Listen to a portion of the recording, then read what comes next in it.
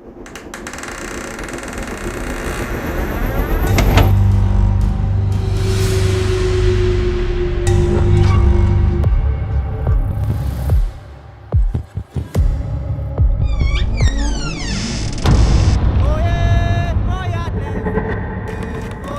have covered a lot of shocking stories, from a man who dug his own grave, a woman who lost 6 children in a day, to a man who has been living in a basket for 40 years and more, but none of them were like this. This man has been sleeping in a coffin and will be doing this for the rest of his life. Normally a coffin is for the dead, but this man bought and uses a coffin, yet he's alive. So, what motivated him to start sleeping in a coffin? Or else, what are the benefits he experiences from this unusual practice compared to a regular bed? And how does the local community react to his lifestyle, beyond the initial shock and confusion? For ages, this is the only man to challenge the way we sleep. My name is Hamisi, and I live in Dar es Salaam. I have no wife, no children, in fact, no family due to personal reasons.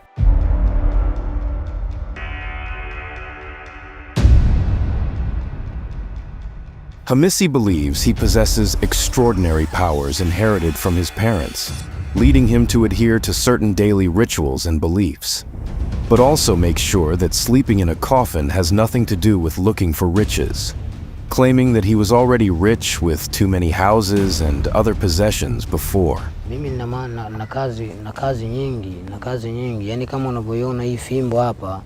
It's a lot of things that I have to do. For instance, this rod, if you look at it with your eyes, you could simply see it's a good-looking rod and stop there. But for me, I know who it represents. In fact, this is a person who supports me daily. People wonder why I don't marry despite having the means to support a family.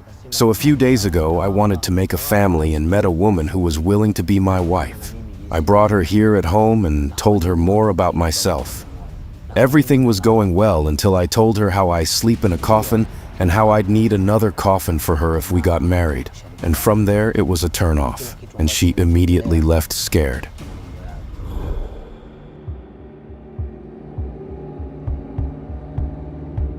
Hamisi believes that sleeping in a coffin offers protection, since the dead cannot be harmed.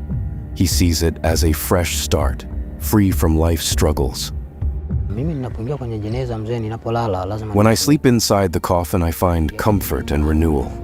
Normally, when people die, they forget everything from this life and start afresh. So when I sleep inside the coffin, from there, I start a new life and forget the world's sufferings. When someone wants me, they have to knock on the coffin for 6 times, and I have to wake up after 5 minutes. No one should enter my room except me and my housemaid.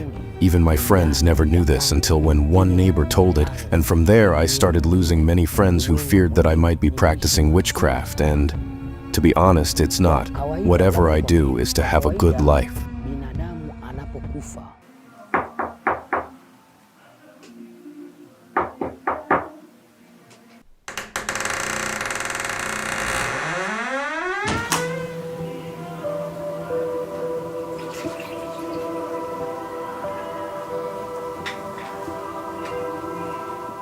Among the advantages he mentions is that in case he dies tragically, it would be easier for him to be buried right away, as he keeps mentioning that death is inevitable, and burying him should not be a problem to anyone. Though it seems normal to him and he's adapted to such a life, his unusual way of living confuses and distances those close to him, like friends and family. He usually keeps journalists out because he values his privacy. But if reporters ask for an interview, he needs to get permission first.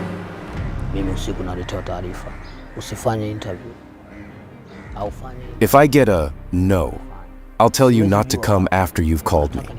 But if I get a yes from the elders, then I'll welcome you. I don't know why, but they make sure I'm not just showing off, so I always need their approval before doing anything. In my room, there's a bed, but I've never slept on it. Instead, I step over it to get into my coffin. I keep the bed so that my coffin isn't directly on the floor, which would suggest someone is dead, but I'm alive. Simply put, I sleep above the floor, like floating. Ever seen that? Nobody else can do it. And you'll notice my coffin is shaped like a plane.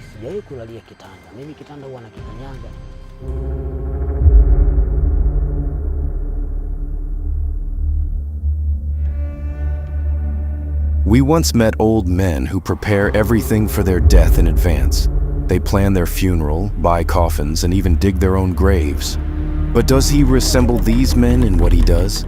Na wakiufia wazee kwamba wana mali, alafu unakuta wana watoto. Some old men with belongings worry their children might struggle to pick the right coffins when they pass away, so they make those choices in advance. I respect that. Everyone should plan their life, as we all have goals and dreams. We shouldn't judge others for their choices. Like me, I sleep in a coffin and feel peaceful. I'd rather die than not sleep in my coffin because life would lose its meaning. I know my origins, and no one should meddle in someone else's life.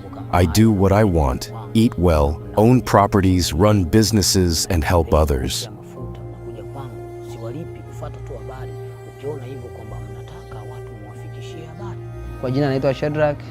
My name is Shardak. I met Hamisi and worked with him, hence becoming friends, but rumors about him have always been circulating, saying that he might be practicing witchcraft and even sleeping in a coffin. Many times I asked him, hoping to get clear answers, but he always diverted and avoided my questions and then changed topics. But I later found it out, and it's unbelievable to think that one sleeps in a coffin. And on the other hand, we have to respect his decisions, though I don't support him.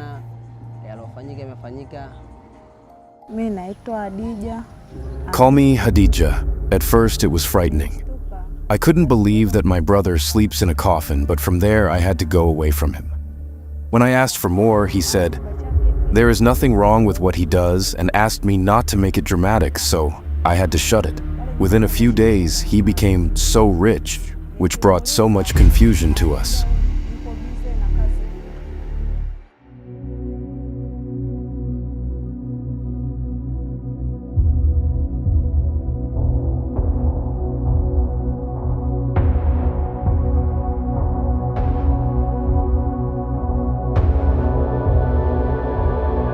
In this house, Hamisi lives with one person, his housemaid, who has to help him with cooking food and other home chores. It seems like no one, apart from the maid, comprehends him, as the rest are just confused. Interestingly, the man owns a large house, which he calls a temple, yet he hasn't entered many of its rooms, leading one to wonder why he has such a big house in the first place. Why should I go into the other rooms? I see no point in just walking into a room without a reason. Some rooms I might not visit for 6 months. There are rooms for guests and rooms for family if they come over. But most are scared of me. They say I've changed and doubt my willingness to help. But the truth is, you can't just help anyone. You need to help those who truly need it. My name is Thomas, and I'm a pastor. In this world, many people hold on to false beliefs, but we should only worship one God. Some people look for quick ways to become rich, which usually leads to regret.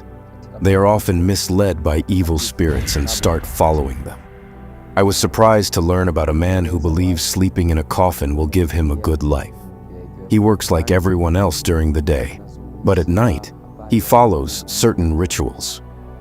As a pastor, I wonder why someone would choose this path when we traditionally sleep in beds and wake up in the morning thanks to God.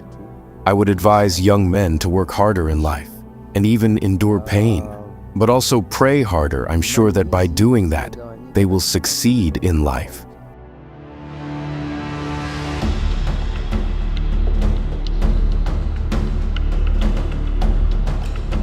Many people in this neighborhood are terrified by him, but he assures them, saying he's just a normal person.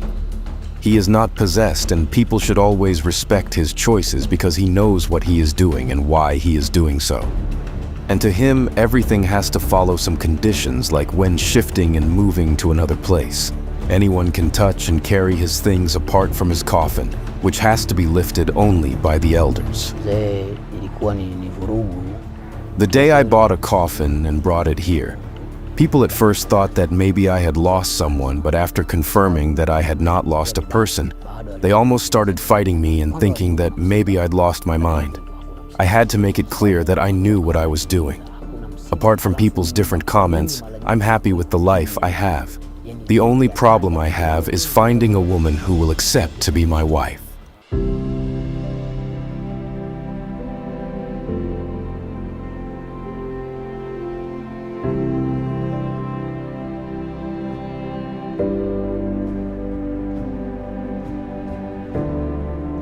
Hamisi concludes by saying his coffin is used when healing people, and so far he has healed plenty of those who come to him. All he does is let them sleep inside and wake up the next morning without any issues.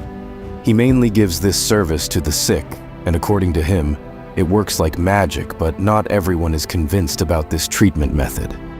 Nitawaonyesha, lakini sio. Next time, I'll show you my spiritual temple and explain how I got these things. You'll also meet the elders who gave me this rod. I'm not trying to show off, I just want to share my story for your project, because you were curious about why I sleep in a coffin.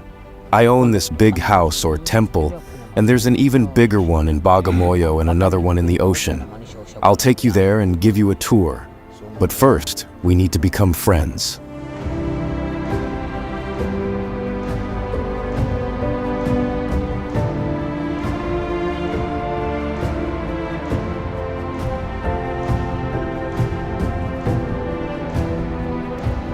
Life is full of mysteries, reminding us to keep exploring and understanding. Hamisi's story is just one example of the world's endless wonders. As Albert Einstein once said, the most beautiful thing we can experience is the mysterious. Thank you for watching. I am Jordan Sullivan, and this is Afrimax English. Remember to subscribe